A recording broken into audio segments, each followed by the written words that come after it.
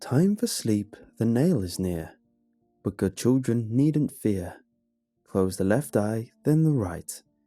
Now it's time to say goodnight. Until I was 9, I didn't really think about it, or if I thought about it at all, I thought it was just a normal lullaby that mothers all over the country sang to their kids. It wasn't until much later that I actually asked around about it and found out that nobody else had ever heard of it. Every night as I lay down to sleep, my mother would sing me that same lullaby, and every night I would follow along with the words. I would close my left eye when the song said to, and I would close my right eye afterward, and then, with both my eyes closed, I would try to fall asleep. It wasn't until I was 9 that I decided to close my eyes the other way around. I don't think I really expected anything to happen. I think it was just a streak of rebellion, or what passed for rebellion for a 9-year-old. I didn't do it while my mother was singing the lullaby. I didn't want her asking what I was doing. So I went ahead and closed my left eye, then my right eye, just like the song said. But after my mom left the room, I opened my eyes again, and this time, I closed the right eye. And I immediately opened it again.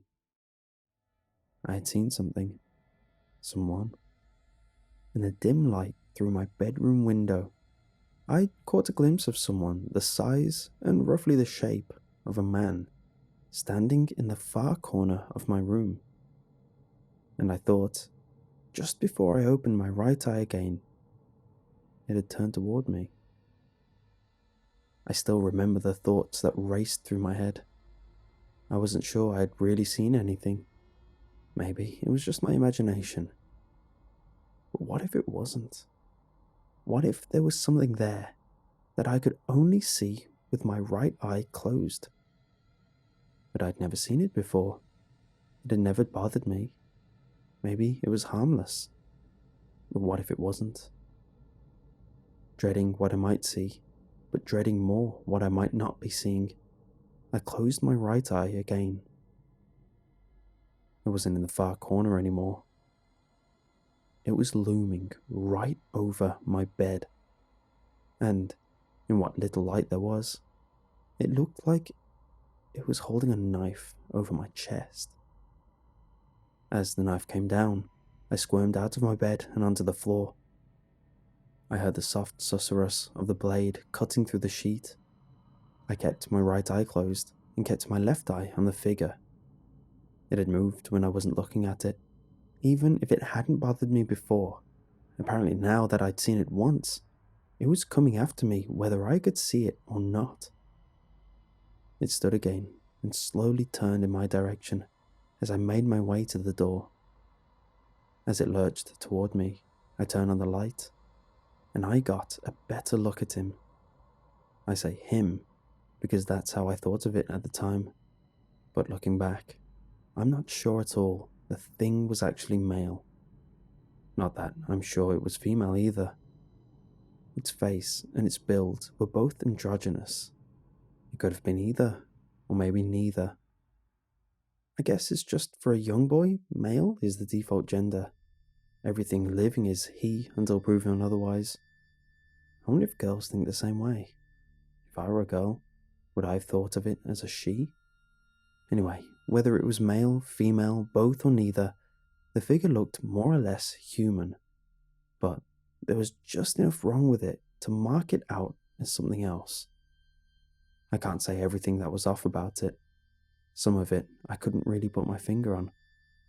The proportions were just a bit different from what they should have been, and there were some other subtle incongruities I couldn't pinpoint. And of course, under the circumstances, I was more focused on getting away from the thing than on studying its appearance. But even so, there were 3 features that stood out. It had one eye, bright blue and wide open, not in the center of its forehead like a cyclops, but just where the left eye would be on a regular human. Where the right eye should have been wasn't a hole or a patch. There was just unbroken skin. Like an eye had never been there. Like an eye didn't belong there. That wasn't even the weirdest thing. I think the weirdest thing was its mouth. It was smiling, its lips wide open, but there was no opening between those lips, and there weren't actual teeth either.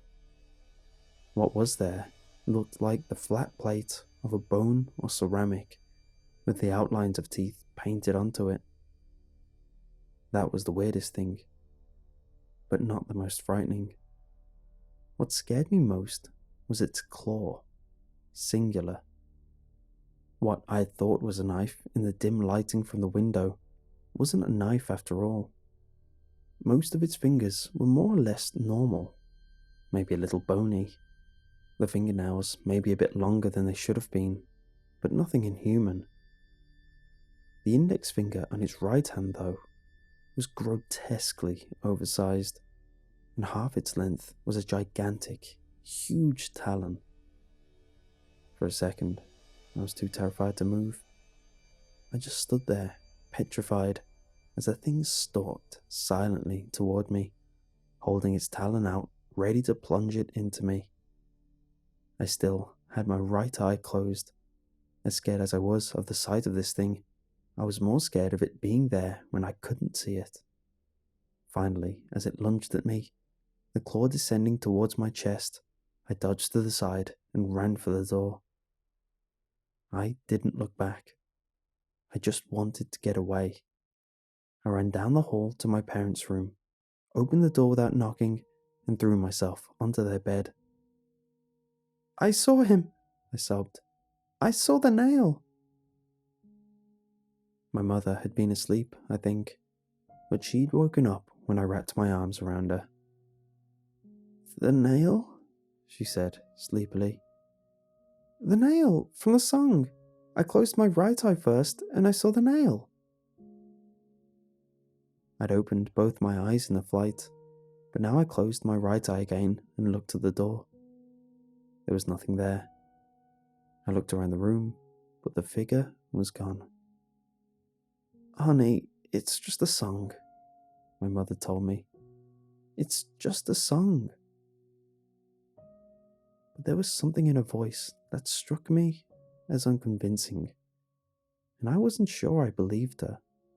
I still don't. Anyway, as much as she tried to assure me that I had nothing to worry about, she didn't object to my sleeping in their room from then until we moved out of that house, which we did only a few months later.